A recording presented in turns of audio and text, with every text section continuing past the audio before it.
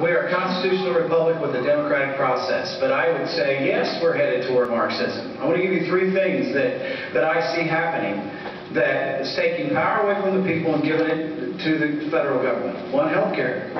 That's taking away your rights and giving it to the federal government. That's the president's plan. Make no mistake about it. The purpose of this health care bill is to destroy private insurance. And it's one of the reasons why he doesn't care if the price of premiums skyrockets, because his goal is for people to become more dependent on the federal government. And we will unfortunately see that happen if we do not repeal this bill. Secondly, capital energy. The president wants to control energy. It's what cap and trade is all about. It's based on a false premise of global warming. I've been saying for months that global warming is a hoax, but it's designed for energy prices to skyrocket. What will happen? That will make us have to ration energy. So that's another way we will be more dependent on the federal government. Thirdly, let's look at what happened in September of 2008 when the stock market began to crash. I'm a financial advisor. I manage people's money for a living. I was sitting in my office on that September day when the credit markets began to freeze and the market began to tumble. You know what effectively happened? Half of the worth of the United States of America in 401ks and IRAs and other investment plans was lost. We lost half of our value in that period of time from September to March when the market crashed. What is this president trying to do? He has tried to cut America down to size. What happens when people cannot take care of themselves? They become more dependent on the federal government. Another reason why this president's agenda must be stopped. True conservative Reagan Republicans realize that the power rests with the people. And this president realizes that if you take that power away, they will become slaves to the federal government. He can and must be stopped. We must stop him this election cycle.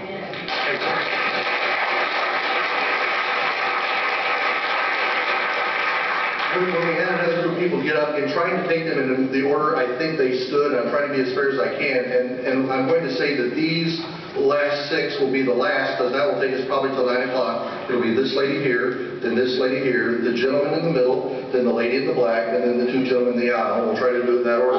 Again, nice, crisp, clear, short. If you want to give it to a specific candidate, please name who, and if not, I'll just pick somebody and we'll start. Ma'am, if you would. Okay, this is for all of you, and it has to do with consequences. If I don't pay my electric bill, I lose my electricity. There was a lot of talk about what would happen if the federal government didn't bail out GM, big automakers, and banks. You've all talked about tough choices and that there has to be tough choices to stop what's happening. How far are you willing to go?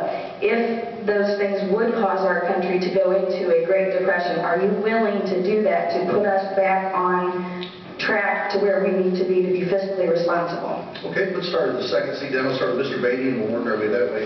Mr. Beatty, consequences. Yeah, consequences, period. I mean, you know, I get so tired of rhetoric, and more I do this, you know, the easy answers thrown out there. Yes, there's going to be consequences. What am I willing to do?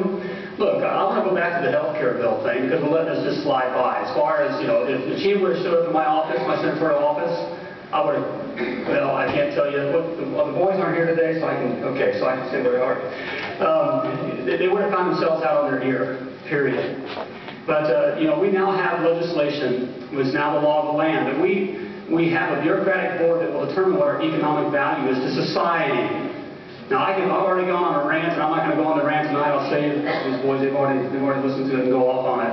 But we are no longer free people. There's not a man or woman sitting in here this evening that's free. And what I'm willing to do is, instead of after we're going through this whole, you know, we got to the end of the vote on that Sunday evening on March 21st, and, you know, it was shoved down our throats, and then my party gets up after the fact and says, hell no. They should have been saying hell no 10 months ago. That's what I'm willing to do. When we were shut out of those doors, I will kick the door down. I'm serious. That's not rhetoric. So it's easy to say this is what we should do or shouldn't do, but the bottom line is, and the fact is today, we still kill more children than we ever have, and now we're going to kill grandma, we're going to kill those who are less able than we are, and we're going to kill those who are sicker than we are, because we weren't willing to stand up and stand firm. I'm willing to stand up and stand firm. I don't care what you think of me, I don't care what you're going to call me. What are you going to do, call me a plumber? You know, I don't care if you call me a racist, I don't care if you call me a bigot. We must stand up, and we must stand up strong, and we're at that point now. There's a fight to come. We are at war. I'm asking you to send me there to keep the fight inside that Capitol building before it will spill out into our streets and neighborhoods. Thank you, sir. Mr. Hostel. Regarding the idea of doing what's necessary to bring spending under control and to not spend more dollars that we don't have. In 1995, when the Republican-controlled Congress sent Bill Clinton a budget that put us on a glide path to a balanced budget, a spending bill, several appropriations bills, the Congress sent it to him, he vetoed it. Several agencies of the federal government were closed down. We sent him another bill, they were closed down after he vetoed it. We sent him another bill, he vetoed it, and they closed down.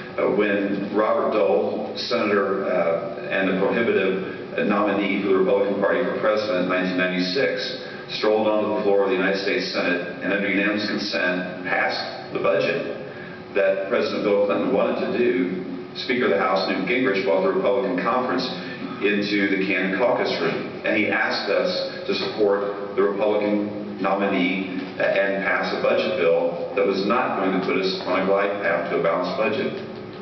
There were about 11 of us that voted against that bill that the Speaker asked us to pass in order to support the Republican nominee for the United States Senate.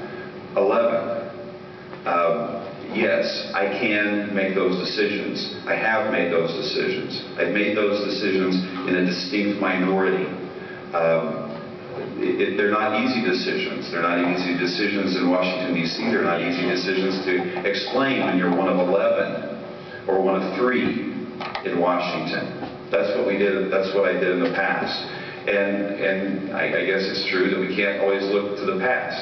But all you can do now is to listen to rhetoric. My record reflects that I'm willing to make those decisions because I have. Thank you. Mr. Stutzman. Yes, and I would say the same. I have and I can make those same tough decisions, especially when it comes to spending. I have only voted for balanced budgets. I voted against those budgets that were not balanced at the state government level. We need people who are willing to stand up in those times when leadership or whoever proposes a budget that is not in balance. We here in Indiana have a constitutional amendment that requires the state government to have a balanced budget. There has been leadership in the past that refuses to keep to that obligation, to the constitutional requirement. This past year, we had a budget that I believe spent too much, and we only had about 6 hours to read the bill, and the bill was still warm when it was plopped on our desk. And I told them that I would read the bill as quickly as I could. Started with a couple of friends. I started in the middle, and others started at the beginning, and the others started towards the end. But I still could not in good conscience vote for the budget bill because I did not completely understand what was in the bill, and because of the principles that it spent too much. I think that we have, people will appreciate that when people stand up and say this spends too much, I can't spend more than what I take in. We don't want the government to do the same thing. And so it's a very, sometimes it's just a small, loud minority that is actually screaming out for more spending, when actually if you come back and listen to the people back home, there's a large majority that doesn't want you to spend more money. And that's what I always keep in mind when I'm voting on legislation like this, is not the small local minority that may be at the Congress or at the legislature, but what about the people back home that I know would stand up and say, you know what, we don't want you to spend that money because it's taking more money out of our pockets. Thank you, sir. And the final response to this question falls to Mr. Bates. Ma'am, I couldn't wait to answer your question because I believe you deserve an answer. You mentioned the